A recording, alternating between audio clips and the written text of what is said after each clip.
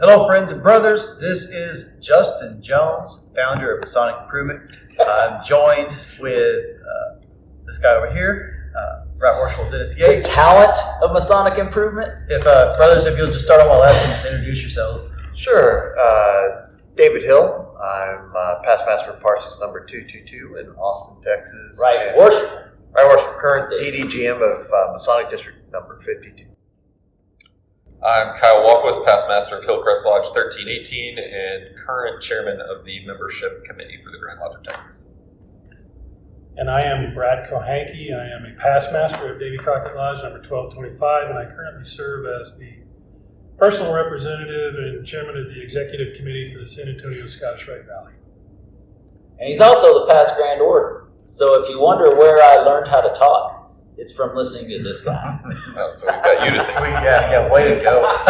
Head shaking down. So today was a very unique day. We had officer leadership training in Fort Worth. However, we also had Masonicon, and three technically, the presenters that were at Masonicon are sitting right here with us right now. And so what I would like to do is just have a panel and just discuss some of the things that were talked about at Masonicon, because there was lots of great presentations, some great ideas that are thrown around. So, Well, and I'm going to add, Surprise. one of the presenters for the officer leadership training and one of the past presenters for officer leadership training for the Grand Lodge Education Committee are sitting in this as well. So, Brother Hill, if you would, why don't you just start off? Tell us which presentation did you maybe enjoy the most, or maybe just some thoughts you have from the day. I mean, they're all very different, but one thing that I found interesting is none of us, typically people in academic conventions, people will put in, they'll give their application for their presentation, and certain presentations will be accepted, and then you'll have a schedule put out so you'll see what people are presenting on. Well, at Masonicon, we didn't have any idea what any of us were presenting on. We all just kind of showed up and did our thing. And it's interesting how all the lectures kind of flowed into each other. A lot of them had similar overlapping themes. I mean, it's sort of this is more of an esoterically, philosophically oriented convention of Masons. So we all are kind of self-selected to be nerds in that particular way. But it was interesting how, some of the things I mentioned got into Brad's a little bit, and some other pieces, like some of the things you mentioned in yours, the Pythagoras piece I'd had in mind, and it was nice how there was some overlap, just unintentional. Yeah, I noticed that as well. It was almost as though there was a theme that was chosen for Masonicon without really anybody being told.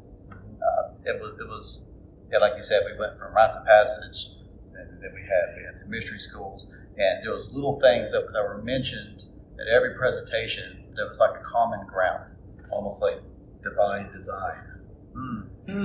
Yes. It's a conspiracy, guys. What are your thoughts, Credible? I really liked all the presentations. I think this was the third Masonicon. Unfortunately, we didn't have the two around the pandemic. But I've been to all three. I thought this was a fantastic kind of restart to the franchise, we'll say. I enjoyed all. It'd be hard to say which one in particular I favored over any other. To be somewhat political with the presenters who are here today. But I think the thing that I really was encouraged the most of, and I hope others who are here are as well, is just the like-mindedness of all the men and Masons that were in the room towards more of that esoterica and more of that internal reflection and kind of the change in tide that is happening slowly and needs to continue to happen to make sure that we continue to stay culturally relevant as an organization and as a jurisdiction. And so those themes around rites of passage and the importance of Masonry towards men in our society, and then not kind of watering down the organization and our symbols and our work our esoteric traditions in order to fulfill that promise to ourselves and to our society. I think was the common theme that just kept resonating with me. And I think there was a lot of charge and energy in the room That's around the those beauty of pieces. events, is really you get to see the nuts and bolts of what the fraternity was founded on, and it's okay to talk about it. Yeah. Because you're not in Blue Lodge where somebody is telling you that that's not allowed. When we all know that that's what Freemasonry was built on, guys. So it's great you're absolutely right. The energy is there. And to have you guys upstairs working on the esoteric, and then having us downstairs working on the management of the lodges, golly, talk about the energy in the building. It was cool being part of this weekend and coming in and popping in on you guys and listening and then running back downstairs and talking way too much. Yeah, my only feedback on that though, and I told Billy this earlier, and I know there's things around formality of Masonicon and it being official or not official and who wants what. So I don't think this will happen anytime soon. But I really feel like there's a value for getting our esoteric leaders, who I feel largely were in the room upstairs today, Yes. with our more operational leaders who are the current lines, because those guys are generally more junior for a lot of the lodges, right? It's their first time filling in some of these positions in leading their lodge, and they need to see what some of the more Masonic educators are thinking and going through. So ultimately, I think a unification of maybe a longer set of program, maybe a 2-day event, Right. or longer, in which you've got everybody going through all of those things and maybe chopping them up and breaking them up, I think would be beneficial. Well, and a cool thing is that we made the decision this year to cut out Sunday for the education program. So now that could lead to an expansion in that way where we could do something like that. With only a few exceptions that really come to mind. Texas Freemasonry was in this building this weekend. Oh yeah. Like the real movers, the real leaders, and the future leaders of this fraternity. We're all here. This is where we were. Yeah. You could feel it. Yeah. You could feel it. Well, I didn't go around feeling anybody, but I felt everybody. Brother Kohenke, what are your thoughts? Well, I enjoyed all the presentations. Normally, I'm a little nervous about giving the Ancient Mystery Schools talk because I'm not quite sure how it's going to be received. But I wasn't nervous about it today because I knew that everybody in there had come for that type of presentation. So that was nice. It was comforting to be in a room with like-minded individuals and be able to share my opinions without fear of repercussions or criticisms. But I got to tell you, as much as I enjoyed all the presentations, last night's presentation by Chuck Dunning, in particular, was very moving for me. The poetry. His poetry is beautiful, and his message of hope for the future of the fraternity and describing it as a renaissance of Freemasonry left me feeling very optimistic. And then today, to lead off the day of discussion, to go through a meditation and mentally prepare ourselves to receive that information, I thought was fabulous. And then he did it again after lunch. And man, I wish he'd come to San Antonio and do it for us down there. Absolutely. I do want to say, and we were actually talking about this on the way to this room. You made a point toward the end of your presentation about how, for whatever reason, and it's not a combined effort. So I don't know why this is happening, but the watering down so much of the symbolism of our fraternity and how it's becoming problematic. We have people, brothers, that I'm sure they're well meaning, but for whatever reason, they project they're projecting their concerns, their fears onto everybody else without really asking anybody if this is a concern of yours. Well, I think we touched on that in the mentorship program and leadership training today when we were talking to the brothers, and we came to it kind of came to the realization. We asked the brothers, do you have that brother or two brothers that are domineering in your lodge? Everything has to go their way, and then they take it over through to other lodges in the district, and they think that Freemasonry is this way and that's the way it should be. And why does this happen, and why do we allow it to happen?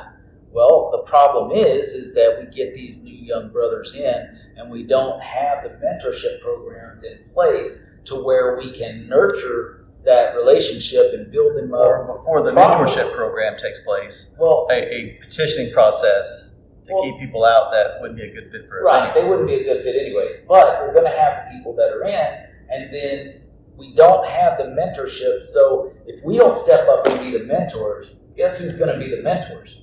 It's going to be the bully in the corner that's saying that this is how a lodge should be. And we talked about that briefly at lunch today.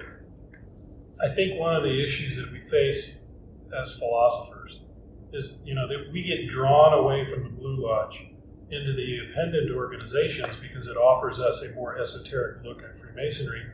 And then we kind of lose touch with the Blue Lodges. It's vital that we stay in touch with our Blue Lodges and continue to go to the Blue Lodges, because those brethren who are joining now, they're looking for what we were looking for. Yes. And if we're not there for them, who's going to bring them along? Who's going to provide that opportunity? So we have to keep going to Blue Lodge. Yeah, and you mentioned, both of you mentioned things. You mentioned projection. So as a psychologist, it's important to point out that we all project onto everybody all the time. But when you're seeing someone projecting like that, they may not realize what they're doing. But when you notice that, that's telling you a lot more about them than anything else. Right. So that's important that you'll know what you're working with. Right. But also, like when you were giving your talk and at that piece where you're talking about the symbols, like some of the Scottish Rite symbols with the bloody drops in the heads, and some of those cool old aprons that have gone to these safe spaces that are the candle and it's and then the Templar apron that was removed for so long. The word that kept coming to my mind is that our symbols are being neutered. Like the whole idea that there's no skulls in Masonry. We know that's false. The Templar apron is back. That's a huge victory. That's been generations coming. Guess who's making a new line of them? Fantastic. Now, if we can only get those original Scottish Rite aprons back, we'd be moving in and we're moving in a good direction. But that would be fantastic, because we don't need our symbols watered down. Are you talking about like the apron that was talked about today? Yes. Okay. Yeah, with the heads of the ruffians and all that. Well, Go ahead. I would just say to your point, I think that is one of, if not the keys on why Hillcrest has been seen as being so effective over the past 10 years. We built a culture of, you can go support the appendant bodies if you want and if you have time, but if we're signing a petition for you to join this lodge, this will be your active body primary. But you also offer all the Freemasonry that they desire. Correct. We've created a culture of esoterica and that's that kind of philosophical thought in the Blue Lodge, because frankly, when you go off and study the Scottish Rite and the York Rite and everything else, appendants of these organizations, I want to be very careful with how I say this, but they're not historically necessary for Freemasonry. And by that I mean the history of the first 2 degrees, and to some extent the 3rd degree. These other organizations try to make up hey, here's some extra insights about those degrees or evolutions of it, but they're to some extent pretty far removed from the history of that early proto-Freemasonry, pre-Grand Lodge organization. And they're making a lot of speculation in and of themselves about what those degrees mean. But when you say that aren't necessary to have the appendant bodies to weigh in on what they are and what their value. I think the appendant bodies, in particular the Scottish Rite, offers a lot of value, and I would never dissuade anybody from pursuing that. But the reason that you pursue that is to receive further instruction. But we need to go back to the Blue Lodge to be able to provide the instruction. We can't just receive instruction. We have to then pass it on to the next generation. Yeah. So that's why I think it's important for us to continue. Yeah, and I'm a member in both and a lot of pennant organizations. Right, I don't right. dissuade joining them Well, either, and but it's just the appreciation of Blue Lodge having its own esoterica, because then instilling that culture at the Blue Absolutely Lodge does. gives you healthy roots to then start growing the branches of Freemasonry Well, and we've pennant bodies. talked about this on the show. If your lodge is losing brothers to appendant bodies, it's because they're looking for that light that you promised and you never delivered. Yeah.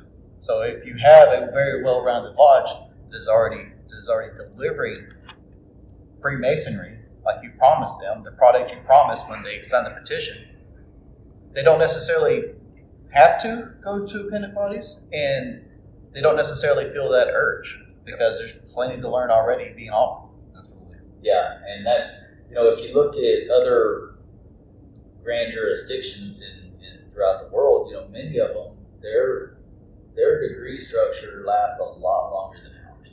So those brothers are really learning and taking deep dives into each one of the degrees, whereas ours is a very short version of that. And so,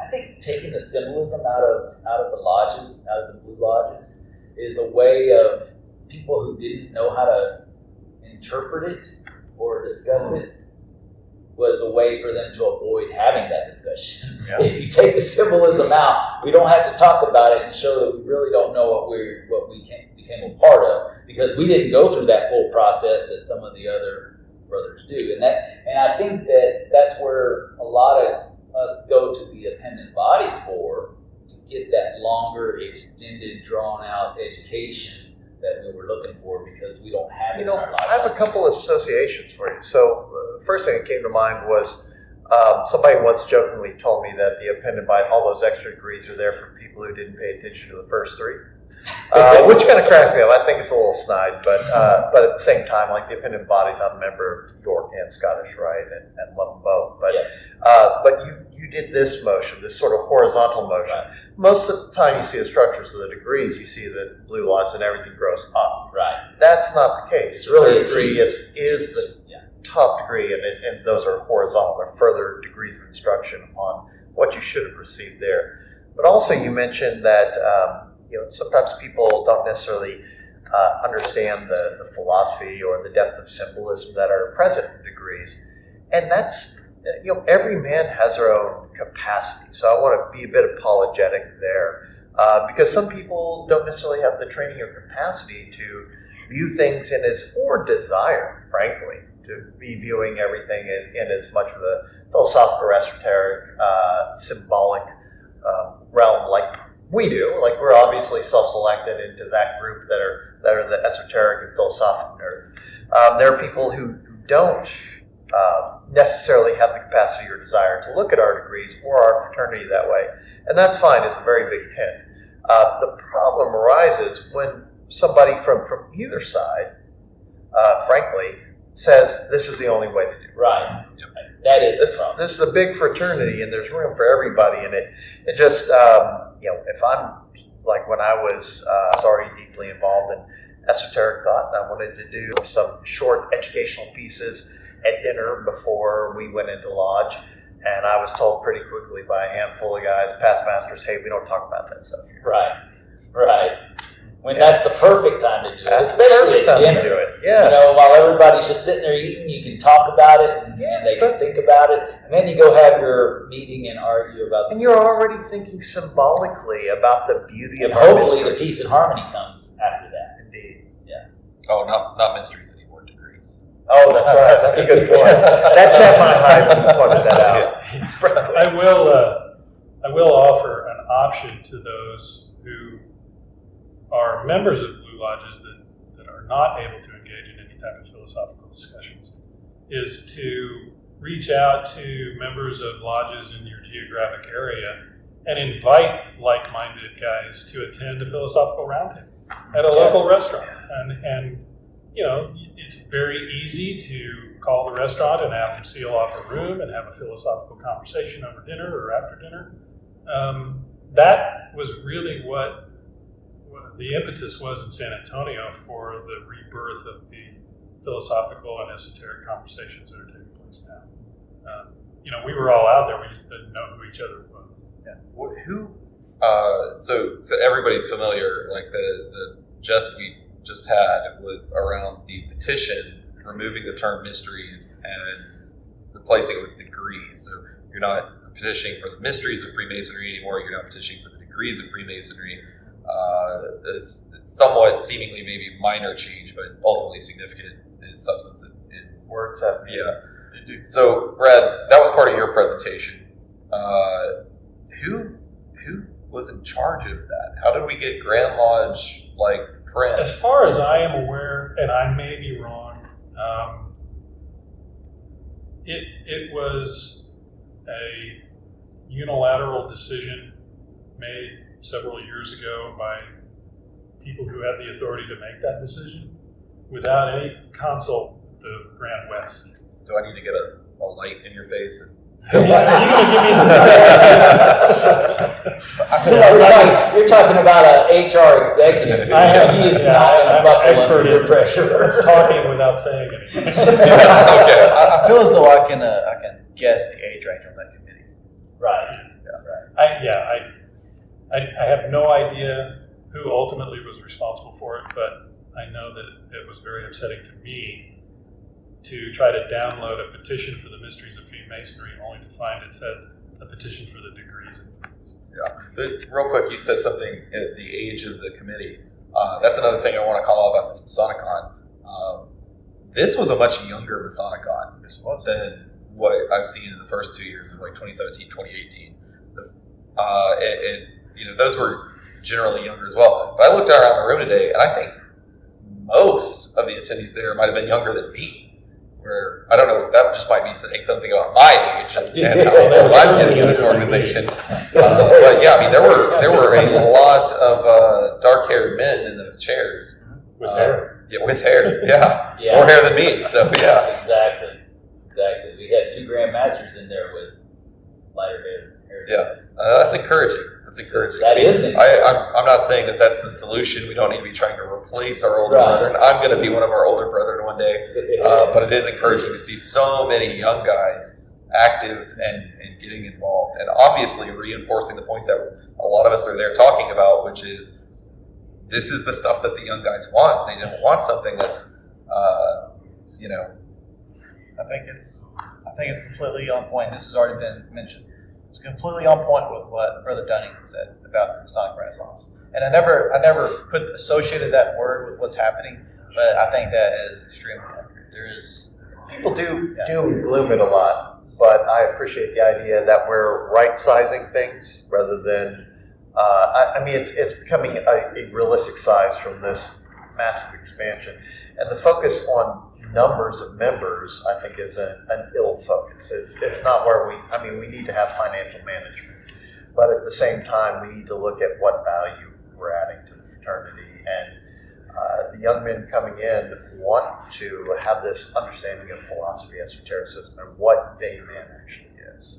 Well, yeah, and that's something that we're pushing in officer leadership training as well. Is that it's not just about the fundraising. It's not just about we're not just a philanthropic society. Is that a word? philanthropic. It is now. Yeah. We're not just. In other words, We're not just doing. dictionary. We're not just doing. I'm not gonna name any names. We're not just doing the fundraisers, but we're also doing the education. We're also doing the history. We're doing the esoteric, which is not floor school. That's not ritual. Esoteric is the deeper sense internal, not the external, how you move your legs and what you do in The life. views of the co-host do not necessarily represent the views of the Grand Lodge. And they do not. They do not. But the cool thing, though, is that in these lessons here, we're talking to these young guys and we're letting them know, look, for years we've blamed the internet, we blamed the podcasts, and we blamed everything else for our woes and the problems with our lodges, when the reality is that we're not paying attention to the fact that these young guys are being brought up in technology.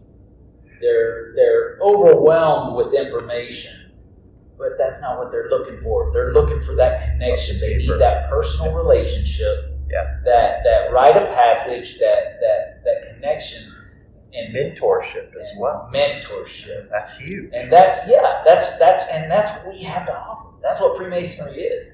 Because humans are social animals. Yes. And it doesn't matter how many friends you have on Facebook or how many people you're talking to online. Those little chat boxes can't fulfill or completely fulfill your social need. And you can sit there all day long and be instant messaging people. Ask the pro. But there's a time when you need to go out and be in front of somebody face to face, shaking hands. And so you can't point at the internet and say the internet's what's killing Freemasonry. If anything, the fact that people have so much screen time should have the opposite effect, because they should be wanting to go out and actively seek human interaction.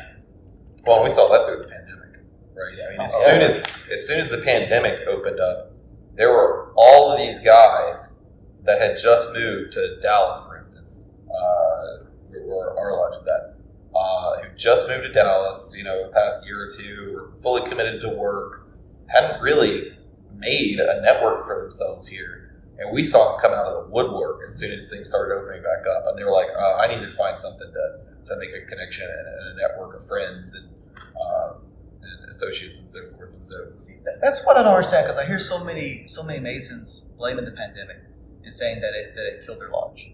I saw the opposite effect in my lodge as well. Like, as soon as we could start meeting again, people came out of the woodwork. Yeah. I think I'm speculating here, but I think for the lodges where they're saying like it killed the organization, I'll use my chapter council as well. It definitely set us back years. We had grown a chapter and council that was doing degrees pretty much every month and had a line of guys trying to join. We didn't do festivals. It was, you come in with two other guys, we gave it all in threes, and you're getting your degrees. And we did all the degree work for those. That year-ish of the pandemic completely set us back years to the point where we're still rebuilding that focus and that dedication to those members to come out to that.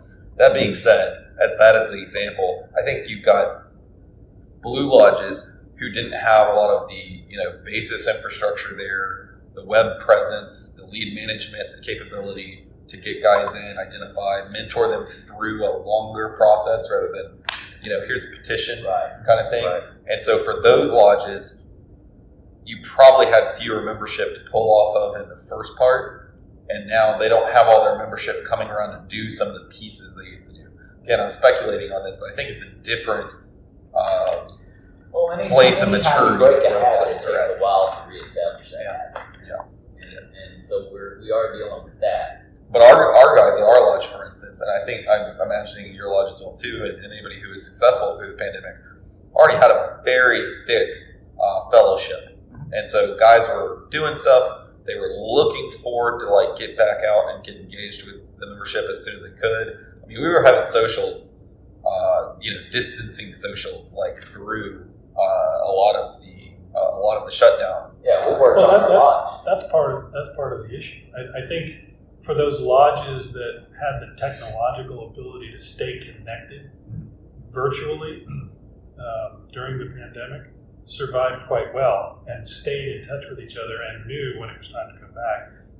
Unfortunately, a lot of lodges, particularly in rural areas, didn't have that. They had an older membership who maybe you still had used email, but as far as Zoom or anything like that, we have a phone tree, yes. They were not able to stay in touch with one another, and they fell out of the habit of getting together. Whereas, your lodge and my lodge, we stayed connected, and we're aware when the meetings were going to take place. What I would like to do at this point, just to be respectful of everybody's time, because I know some of us have places to be, if you just have any final thoughts, real quick, and then we'll wrap up. Oh, sure, thanks. Dinner. My final thoughts are, I'll give some plugs. So, Texas Masonicon, hosted by Fort Worth 148. First of all, the chutzpah of a lodge to just create an early podcast out of nowhere, and then use this beautiful building to create a conference for the state at the lodge level, rather than hoping somebody at Grand Lodge is going to do it for them, is impressive. Yes. And consistently, this has been one of the best events of the year when they've had it. Officer leadership training as well is fantastic. I mean, I went through it when Brother Kohenke was in it. That's how we met. And I am a very vocal proponent for it. That's a way to find out how to be a good leader for your lodge, how to run a lodge, and not have the lodge run through you by other people. Right. If you want to actually take the reins of your lodge, show up for OLT. It's vital. Yeah. And having both in the building this weekend has been fantastic. And I saw some guys in my district here who I was very pleased to see at OLT. So it's been a great weekend, and it's always a blessing to see all you guys.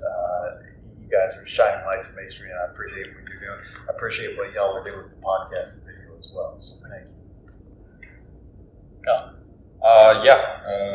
Again, it's one of the events every year that I'm looking forward to now. I have been since that first go around in 2017. I think there's maybe some room for improvement in terms of format.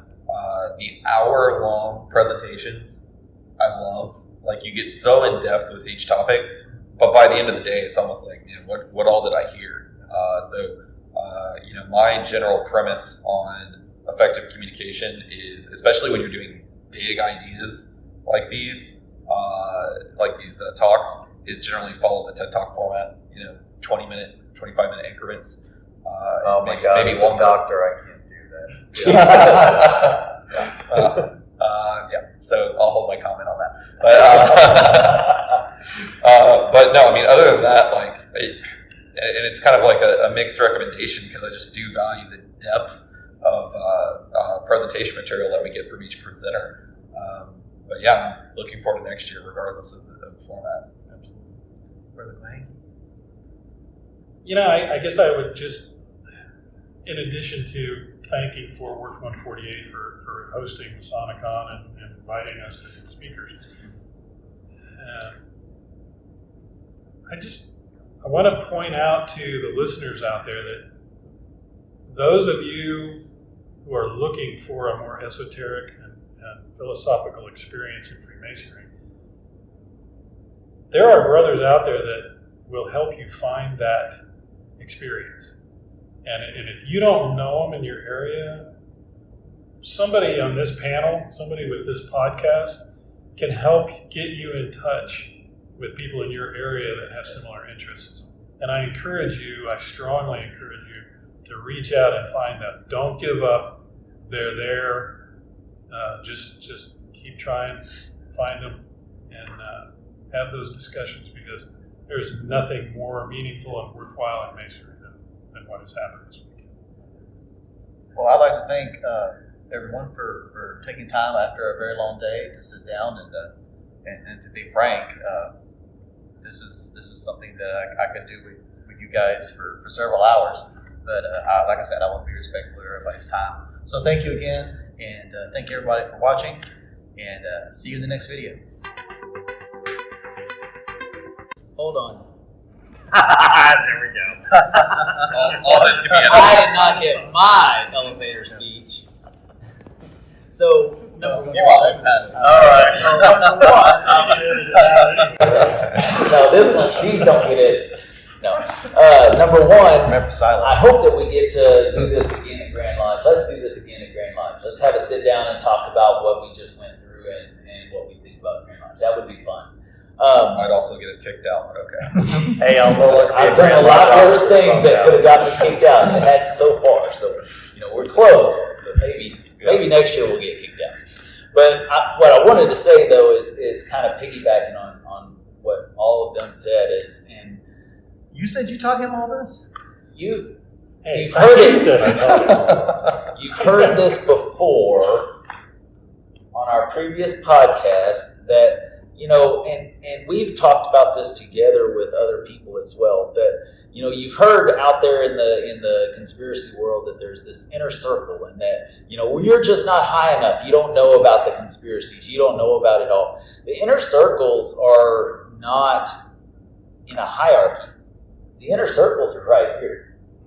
The inner circles are the groups of brothers that are like-minded, that find each other and solve the problems of the day. That's your inner circles, and there's more of them out there than you realize. And the question is, do you want to be a part of that positive growth, or do you want to be a part of pancake breakfast? I want to be a part of that positive growth for myself, my brothers, my fraternity, my family, and this is how you find it. You find these brothers, and you have an inner circle. That's what I wanted to say. And if you can't find it where you're at, travel. And if you got extra pancakes, I'll take them. I mean, pancakes do sound good, I'll be honest, right? Right now, but we passed our tenderloin to come do this for you. So we love you, brothers. Take care. Take care.